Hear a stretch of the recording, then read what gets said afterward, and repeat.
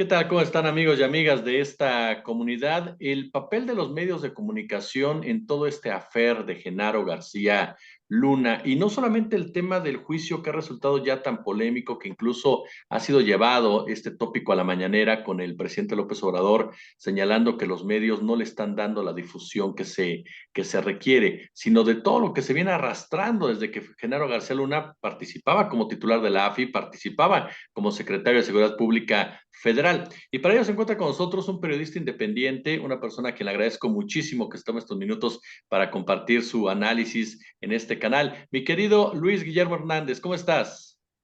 Un saludo, mi querido Jesús, muchas gracias. Como siempre, charlar contigo es un placer y un privilegio. Gracias, querido amigo. Oye, pues yo lo primero que te preguntaría es, ¿qué ganaron los dueños de los medios, personajes como Azcárraga, como Salinas Pliego, por involucrarse en toda esta entramada, en toda esta narrativa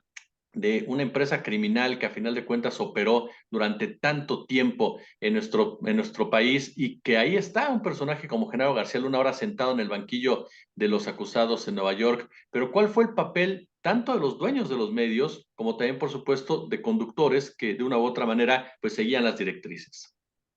Creo que los medios de comunicación mexicanos, en una inmensa mayoría, están respondiendo a la dinámica que durante mucho tiempo, durante muchos años, diría yo, décadas, prevaleció en el ecosistema mediático mexicano, Jesús, que es la de honrar sus contubernios, honrar sus contratos y honrar sus pactos no escritos de sumisión, de sometimiento y de connivencia con los poderes políticos, porque sin lugar a dudas, cuando en el juicio en contra de Genaro García Luna, allá en la Corte de Estados Unidos, salen a relucir los nombres o las evidencias o las identidades de periodistas y de medios que se sumaron, muchos de ellos a partir de cuantiosos recursos, a este apoyo irrestricto, a esta conversión en correas de transmisión de los mensajes de García Luna y del grupo al que respondía, pues nos queda muy claro que se trata de un eslabón de una misma cadena, de una fracción o de una facción de un mismo grupo, el grupo que controlaba este país y que tenía en los medios de comunicación su principal instrumento de convencimiento, de diseminación de ideas y de establecimiento de narrativas. Los medios de comunicación mexicanos no son exentos, no están exentos, no son ajenos a esta dinámica delincuencial, porque formaron parte de la estructura que estaba encargada, uno, de invisibilizar, Jesús, invisibilizar lo que estaba pasando en el país, con los pactos de silencio públicos y privados que sellaron con el gobierno calderonista, pero también eran parte de la creación, del instrumento de creación de la narrativa contraria a la realidad,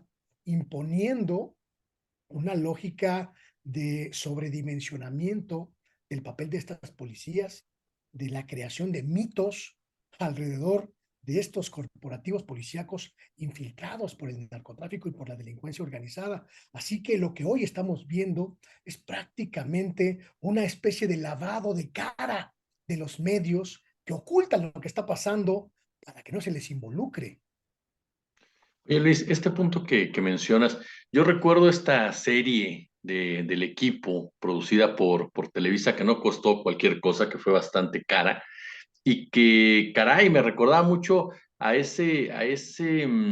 estrategia que siguieron en Estados Unidos con Hoover, de crearle toda una figura de superpolicía al que estaba al frente precisamente de esta agencia en Estados Unidos, si no mal recuerdo, el FBI, en el caso de México, lo que era la AFI en ese momento, la Policía Federal. Caray, ¿cómo entender este paradigma de narrativas, de formas y sobre todo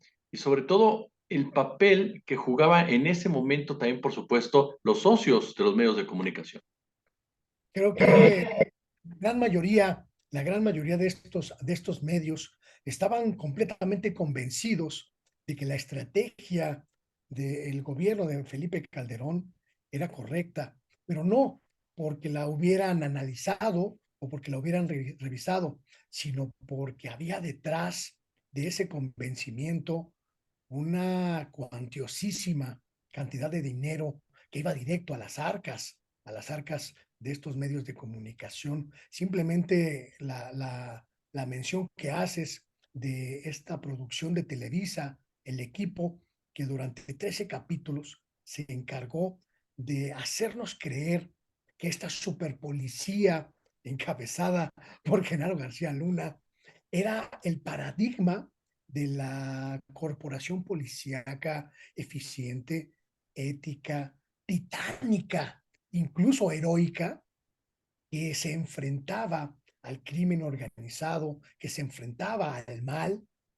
y siempre obtenía una victoria. Esta producción fue financiada con recursos públicos, cuantiosos recursos públicos, adicionales a la multimillonaria cantidad que de por sí ya recibían los medios de comunicación vía la publicidad oficial. Esto nos da una perspectiva muy clara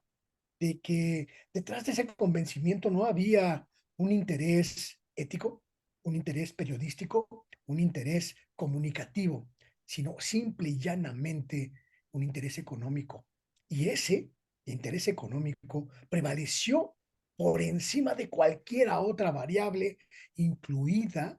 incluida la ética y la legalidad.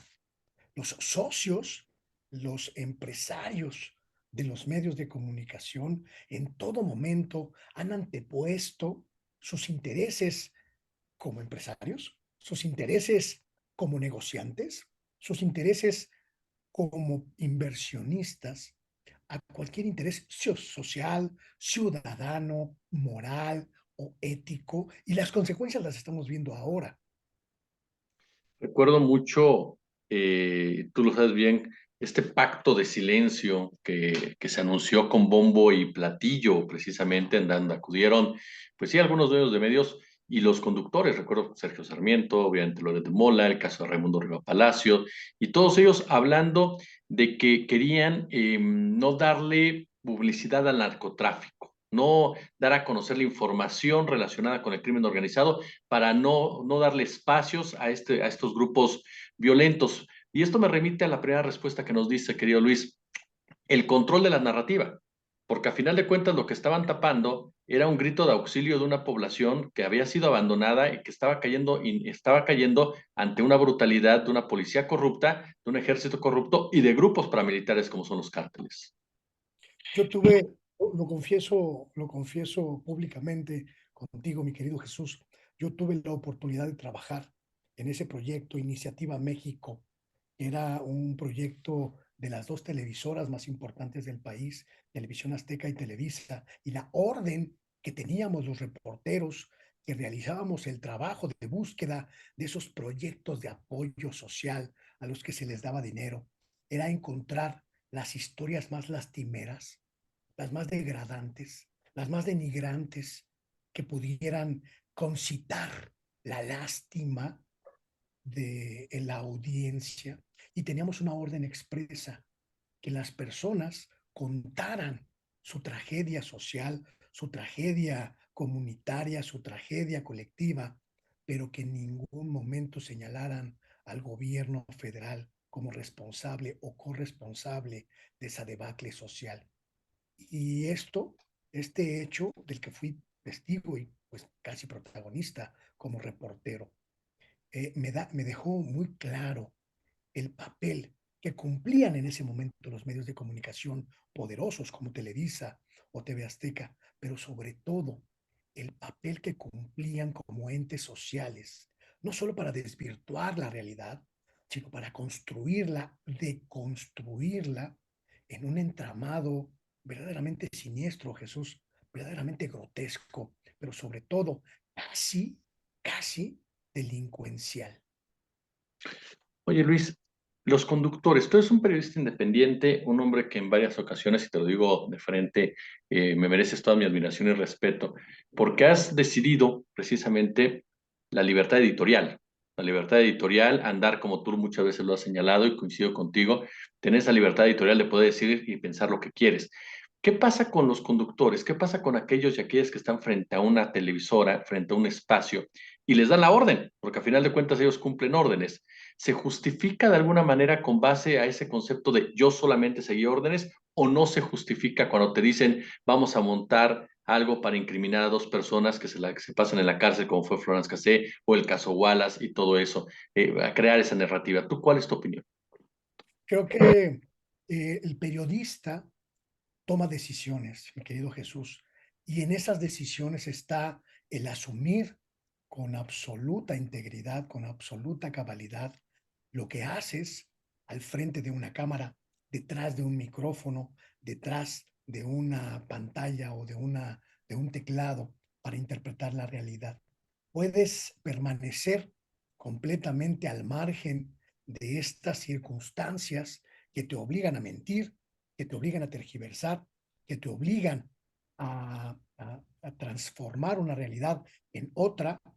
pero pagar las consecuencias, que significan pues estar fuera de estas lógicas mediáticas tradicionales, de no tener pantalla, de no ser famoso, de no ser rico, de no ser influyente, o simplemente aceptar, avalar y transigir con tu apellido y con tu rostro, con tu voz,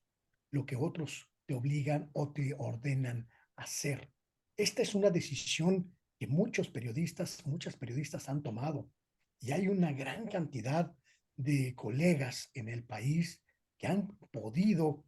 pues, eh, anteponer la ética y el profesionalismo a esta lógica del ecosistema mediático, pues ya le llamo yo putrefacto,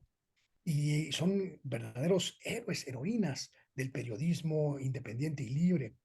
Pero también hay otros que tú y yo conocemos muy bien, que han decidido entregar su nombre, su honra y su trabajo al servicio del crimen, al servicio de fuerzas oscuras en el país. A mí me parece que no puede haber un periodista sin reflexión sobre en qué lado de la orilla, en qué orilla de la realidad vas a estar, en el lado en el que privilegies tu propio beneficio personal y lo que conlleva asumir y aceptar esas líneas editoriales impuestas, o en la otra orilla. Hoy tenemos la posibilidad de elegir entre esas dos orillas y me parece que es una elección ética, moral, también, por supuesto, absolutamente personal. La prensa que participó, mi querido Luis, en esta creación de montajes, porque al final de cuentas mucho de la guerra contra el narcotráfico busca criminalizar a la pobreza, busca criminalizar las comunidades, el despojo de recursos naturales. La prensa criminalizó a la pobreza también, participó en este discurso, me refiero a que de repente veíamos montajes de gente detenida y los repetían y los repetían y los repetían, y eran las mismas personas que estaban atrás, pero con diferente nombre de banda de secuestradores. Es tan fácil de repente callar a esa prensa, criminalizó también en su papel. Sí, no solo criminalizó la pobreza, sino también desconectó la descomposición social, producto de malas políticas públicas, producto de un sistema que aplastaba a las mayorías y privilegiaba a unos cuantos, sino que además rompió, mi querido Jesús, rompió las posibilidades de entender estos procesos de ruptura del tejido social, de descomposición del tejido social, eran consecuencia directa de las políticas públicas, eran consecuencia directa de los malos gobiernos, eran consecuencia directa del contubernio de las autoridades con el crimen organizado, convertidos en una sola entidad, el narcogobierno, que funcionó, hoy lo vemos, hoy lo comprobamos con el juicio a García Luna desde el nivel federal,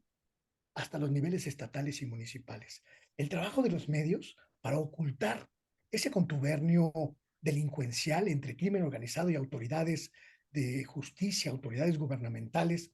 fue verdaderamente atroz y no ha habido un mea culpa de ningún medio de comunicación, de ninguno, que asuma su responsabilidad, su corresponsabilidad en esta circunstancia que por supuesto le compete,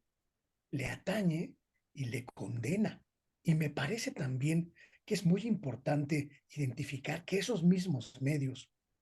no solo criminalizaron la pobreza, sino que en muchos casos la exhibieron como una especie de revancha en contra de ese pueblo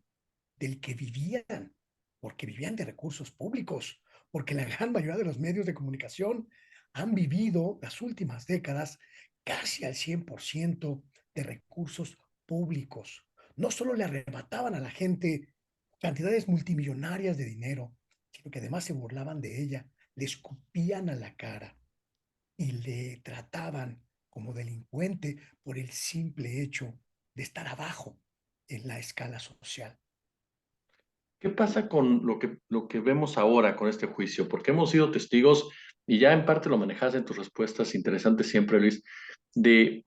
no cubrir prácticamente el juicio de Genaro García Luna o dar apenas ahí algunas pinceladas, pero no entrarle de fondo a este tema. Creo que en el fondo lo que hay es un profundo temor por parte de los medios de comunicación a verse involucrados, a verse señalados. La respuesta, por ejemplo, del periódico El Universal, que evidentemente eh, formó parte de esta estrategia de convencimiento, de esta estrategia de diseminación de las ideas y de los proyectos del Calderonato. Es la respuesta clara, precisa, de un medio que no tiene forma de ocultar, que formó parte de un contubernio de mentiras, de una fábrica de mentiras, pero también de una fábrica de delincuencia. Porque independientemente de que argumenten que sus líneas editoriales eran críticas e independientes, allí están los periódicos, allí están las portadas, allí están los columnistas, incluso eh, candidateando a Genaro García Luna como presidenciable en el año 2011, 2010. Allí está esa realidad que en su momento muchos no pudimos ver, no quisimos ver, o no alcanzamos a ver, pero ahí está. Y es importante que hoy, en esta reflexión sobre ese pasado sangriento de muerte y dolor que estamos revisando a partir de este juicio penal en contra de Genaro García Luna, no quede, no quede sin revisar, sin auditar